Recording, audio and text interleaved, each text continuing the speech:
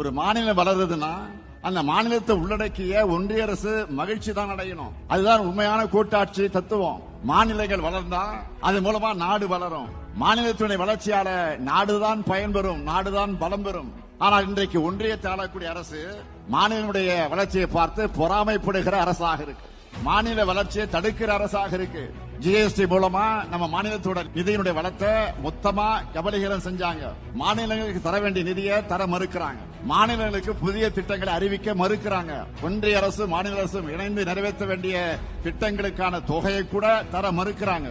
இது எல்லாத்தையும் சகிச்சுக்கிட்டும் சமாளிச்சுக்கிட்டும் தான் நாம திட்டங்களை தீட்டி வருகிறோம். அதையும் தாண்டி வளர்றோம்.